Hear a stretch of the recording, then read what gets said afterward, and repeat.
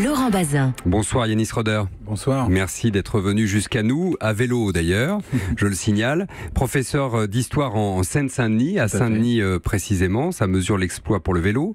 On va parler plus sérieusement aujourd'hui du guide de la laïcité à l'école que le ministre de l'Éducation a présenté. On nous dit que c'est fait pour permettre aux profs de faire face à certaines dérives ou de les arrêter, par exemple la contestation de certains enseignements, ça vaut pour votre discipline, l'histoire ou pour la biologie par exemple. La diffusion d'idées sectaires à l'école, on l'a vu dans un lycée de Marseille récemment, ou encore des certificats de complaisance qui permettent aux filles de ne pas faire de sport. C'est à ça que sont confrontés les profs régulièrement ? Alors, les profs, je ne le dirais pas comme cela, mais des professeurs, oui, c'est une évidence. Les professeurs sont un petit peu seuls, jusqu'à aujourd'hui, en tout cas étaient un petit peu seuls, face à des problèmes qui pouvaient être récurrents dans certains territoires. Vous en avez cité quelques-uns, notamment ces dispenses pour la piscine, notamment ces contestations, ou alors ces affirmations un petit peu péremptoires en cours.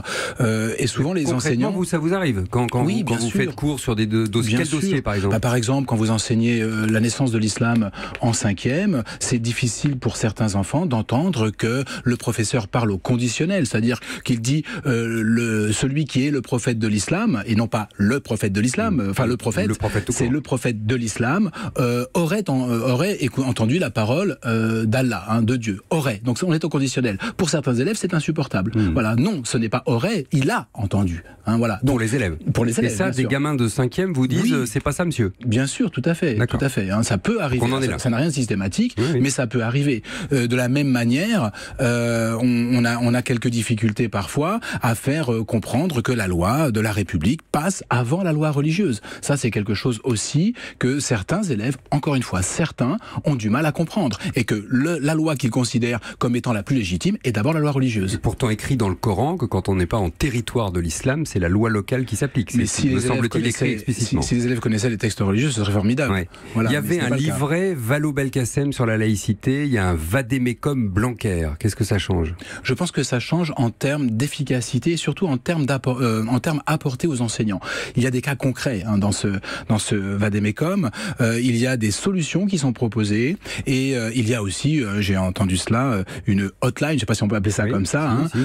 Ça s'interroge par mail. Exactement. Avec réponse dans les 24 heures. C'est très important parce que souvent les enseignants sont seuls face à ces difficultés. Alors, à ce point-là, oui, à ce point-là. C'est-à-dire que vous avez des chefs d'établissement qui réagissent très bien, mais vous avez aussi des chefs d'établissement qui ne sont pas nécessairement dans la réaction qu'il faudrait avoir, parce que la situation est compliquée, parce qu'ils doivent gérer une population qui peut surréagir sur certaines questions. C'est parfois, je me mets parfois à la place des chefs d'établissement, ça peut être très compliqué, très difficile. Donc, avoir une aide extérieure me semble très important. Est-ce que ça va changer l'attitude des élèves, franchement ? L'attitude des élèves, à court terme, je ne pense pas. À plus long terme, pourquoi pas? À partir du moment où des habitudes se prennent, où les enseignants... On sécurise les profs, en fait, c'est ça l'histoire? Exactement. L'idée, c'est de sécuriser les profs. Et je pense que le Vade-Mecum est une étape, et il me semble, mais je crois que c'est la voie prise par monsieur le ministre, qu'il faut ensuite davantage former les fonctionnaires, davantage former les enseignants, mais pas uniquement les enseignants, tous les fonctionnaires de l'éducation nationale, sur la question de la laïcité. Parce que il se trouve, et ça peut paraître étonnant, il y a des enseignants qui ne sont pas nécessairement bien formés sur la question de la laïcité et qui ne sauraient même pas réellement définir ce qu'est la laïcité. Oui, il y a sûrement certains élèves et certains parents d'élèves aussi qui pourraient l'entendre. Ça, c'est tout à fait normal. L'école est là peut-être pour leur apprendre les choses, en tout cas aux enfants. Et puis, il y a des parents qui n'ont pas appris ça dans leur jeunesse. Voilà, tout simplement. Ils ont le droit. Quand on est fonctionnaire, je pense que c'est quand même un passage obligé. Est-ce que ça veut dire qu'il faut aller plus loin ? Je pense que non. La loi suffit aujourd'hui? Je pense que la loi suffit. Pour arrêter ces comportements? Donc vous serez dans le rappel à la loi d'une certaine manière, parce que dans ce Vade-Mecum, il y a les articles de loi. Oui. Ça c'est interdit, ça c'est pas comme ça. Non seulement dans le rappel à la loi, mais dans une explication claire de ce que peut faire l'école, de ce qu'elle peut dire, de ce qu'elle doit dire, de ce que peuvent dire les élèves, et des considérations, si vous voulez. Je vais prendre un exemple très clair. L'école doit enseigner un message, doit faire passer un message qui est acceptable et vérifiable, scientifiquement vérifiable par tous. C'est ça qui est extrêmement important. Or, quand un élève vous dit Dieu a fait ci, Dieu a fait ça, ce n'est acceptable ni vérifiable par personne, on va dire. Voilà. Donc ça, ce n'est pas possible. L'école, c'est autre chose.